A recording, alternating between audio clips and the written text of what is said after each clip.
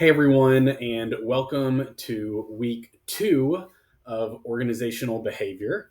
We're going to spend some time just with a quick chapter overview, or really just kind of the key points for chapter two on job performance and chapter three, which is all about organizational commitment in the workplace.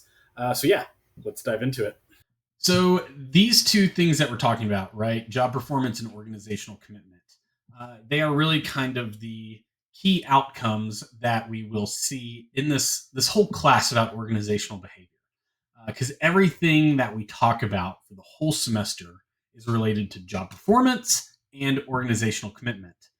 So with that, it's important that these two chapters kind of outline that, right? So what is job performance and what are the different components that make up that performance. Then the other thing is organizational commitment, right? How much is someone committed to an organization? Then we're going to talk about both of those things, job performance and organizational commitment, and how they connect together in the workplace. So, looking a little bit deeper at job performance, what that is that it is the value of employee contributions to organizational goals, right? That's kind of like the technical definition of it. But it really is, what does an employee bring to the table when we're looking at the goals that the organization's trying to achieve? So there's really three main components of job performance. So the first one is task performance. Then we also have citizenship behavior, and then we have counterproductive behaviors.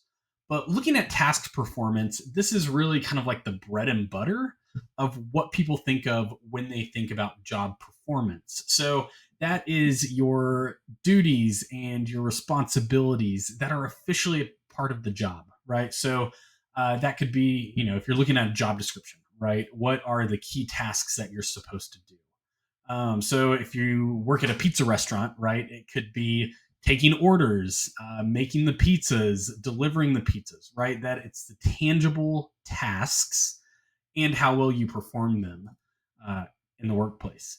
Now, the second part or the second component of job performance is looking at citizenship behavior.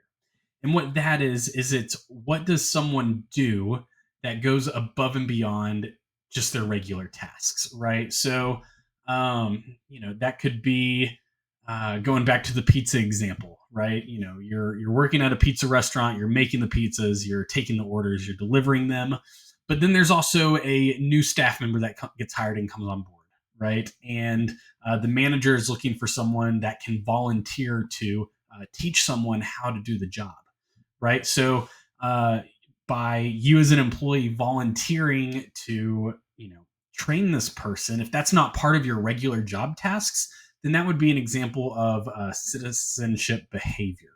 Another thing that I see is sometimes when, people aren't working at their job, but they're still kind of like wearing the company swag. So with me, if I'd be wearing like a UTC t-shirt when I'm not teaching, that would be an example of citizenship behavior. It's where I feel like I'm part of that. Now, the next thing is kind of on the flip side. We're looking at the negative part. So that would be a counterproductive behavior. So uh, there's a handful of different types of counterproductive behaviors. So you could be looking at like politics or products or performance or anything along those lines. But they're any type of action that really kind of take away from performance. So that could be gossiping about your peers.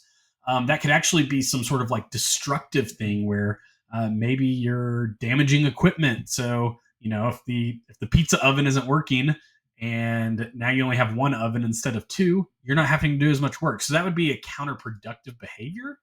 And the book goes into a lot more detail about task performance, citizenship behavior, and counterproductive behaviors. So you want to make sure to read that so that way you get the full scope of job performance and the components that it has. And so when we think about job performance, it's not just doing your job. I think a lot of times people think that in the workplace. Just doing your job is kind of like the bare minimum of what you need to really have decent job performance, right? But it includes that extra effort. It involves avoiding harm or disruptive behavior. So, the job performance, it's task performance, citizenship behavior, and counterproductive behaviors. Chapter 3 in your textbook is all about organizational commitment. And what that is, it is the desire that a employee or a member of an organization wants to stay or remain at that organization or company. So the simple terms to put it in is, how committed is someone to staying at a place, right? Are they going to be looking for other jobs, or are they willing to, stay at an organization for a long time? Now, there's three types of commitment that you see. The first one is effective commitment. Then we have continuance commitment, and then we have normative commitment. Now, effective commitment, that is, in my opinion, probably the best type of commitment that you can see. And that is because someone is there because they want to be there, not because they have to be, but because they find purpose and fulfillment from being at the organization and doing that job, right? They are staying because they want to stay at that organization. Now, the next one is continuance commitment. And that is when someone stays at an organization because they feel like they need to. This could be for a variety of reasons, but sometimes it's because someone has a family that they're needing to support. And so they're reliant on that salary or the benefits to be able to take care of people. So continuance commitment, it's not because someone necessarily wants to be there, but because they have to be there. They need to be there. And the last one is normative commitment. And this is where someone is there just because they simply feel like they need to be, or they feel committed to being there. So, think of it as like if, um, you have friends that you work with, or there's just something where, you're trying to see this project through. And you feel obligated to that project or to the people that you work with. And so that's normative commitment. It's where you're committed to the organization because you feel like you have to be, right. You ought to be. And knowing why people stay, right, knowing what type of commitment that different people have, it really helps leaders kind of determine the culture, or try to increase retention within their team members, and ultimately to try to improve engagement, so that way people can really be performing at their best. So when we're connecting both job performance and organizational commitment, it's really critical to look at those to be able to understand the workplace, and how to really support your employees, and also be able to predict what's going to happen. So, um, you know, looking at job performance and organizational commitment, and if someone has like a high level of performance or a high level of commitment, it kind of leads to different things that you can predict or ways to support them. So if you have an employee who is a high performer in their job, right? They uh, all of those components they do really well. But then if they also have a high level of commitment, those are your ideal employees, right? Because they are performing really well, but they're not going to leave. So that's your ideal employee, right? You want to make sure that they stay committed, and that they are performing well. And those are the people you really want on your teams. Then, if you have someone with a high level of performance but a low level of commitment, you have a risk of turnover, right? You have a risk of that person, they're not necessarily feeling obligated to stay at the organization. They're not committed to it, but they're a high performer. So they could go get a job somewhere else. Or, you know, they have options to be able to look for places where they do have the commitment. So, with people that have high performance, but low commitment, there is a risk of turnover, right? And so, if you're able to notice that you have someone that's really well, but they don't feel like they have that commitment, someone to keep your eye on, or to figure out a way to have them more committed or get them engaged.